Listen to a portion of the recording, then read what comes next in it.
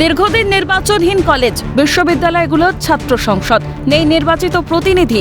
এই আবহে কলেজগুলোর নির্বাচন ও র্যাগিং বন্ধের আবেদন জনস্বার্থ মামলা কলকাতা হাইকোর্টে। আবেদনের প্রেক্ষিতে কলেজ বিশ্ববিদ্যালয়গুলোতে রাজ্যের ভূমিকা কতটা জানতে চেয়েছিল কলকাতা হাইকোর্টের বিচারপতি সৌমেন সেনের ডিভিশন বেঞ্চ। সেই মামলায় নির্বাচন না হওয়ায় পুরো দায় কার্যত বিশ্ববিদ্যালয়গুলোর উপর ঠেলল রাজ্য। সওয়ালে রাজ্যের আইনজীবী কল্যাণ বন্দ্যোপাধ্যায় বললেন, কলেজ বিশ্ববিদ্যালয়ে ছাত্র সংসদ নির্বাচনের ক্ষেত্রে রাজ্যের ভূমিকা নগণ্য। নির্বাচনের সিদ্ধান্ত নেয় বিশ্ববিদ্যালয় ও কলেজগুলো।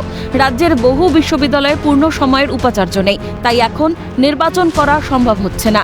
আরজি করে ছাত্র সংসদ নির্বাচনের ক্ষেত্রে আলাদা নিয়ম রয়েছে, সেই নিয়মে আরজি করে ছাত্র সংসদ নির্বাচন হয়।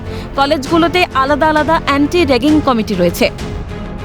রাজ্যের সরকার এসে বলছে যে ভিসি অ্যাপয়েন্ট করা নেই, there are certain problems VC appoint করা নিয়ে, তাই জন্য ছাত্র ভোট হচ্ছে না।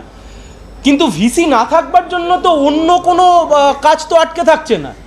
ভিসি না থাকবার জন্য তো 8-10টা কাজ তো আটকে নেই। তো স্টুডেন্ট ইউনিয়ন ইলেকশন কি করে আটকে রয়েছে, কিভাবে সম্ভব? রাজ্যের এমন বক্তব্য শুনে বিচারপতি সৌমেন সেন প্রশ্ন করেন, তাহলে বিশ্ববিদ্যালয়ের ছাত্র সংসদ নির্বাচনের ক্ষেত্রে রাজ্যের ভূমিকা একেবারেই নেই? কলেজ বিশ্ববিদ্যালয়গুলোর নির্বাচনের ক্ষেত্রে রাজ্যের ভূমিকা কতটুকু? রাজ্যকে রিপোর্ট আকারে জমা দেওয়ার নির্দেশ দিয়েছে হাইকোর্ট।